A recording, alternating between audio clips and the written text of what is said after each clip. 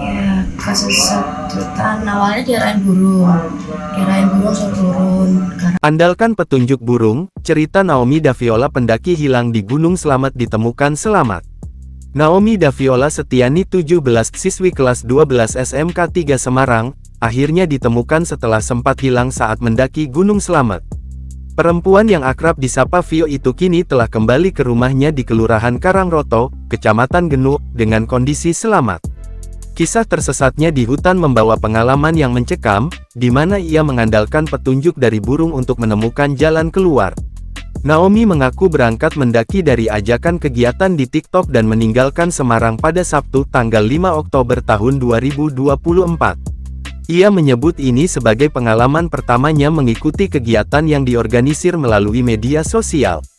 Biasanya saya mendaki bersama teman-teman sekolah atau saat acara pramuka, ujarnya saat ditemui tribunjateng.com, Rabu, tanggal 9 Oktober tahun 2024.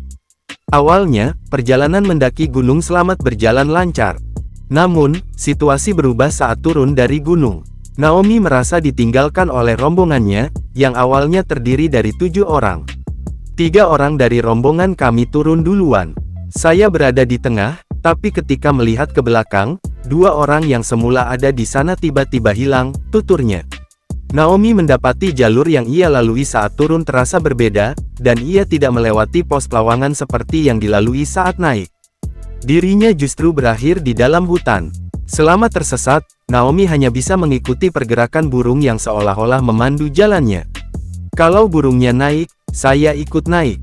Kalau turun, saya ikut turun. Burung itu bahkan berhenti menunggu saya jika saya berdiam diri, kenangnya.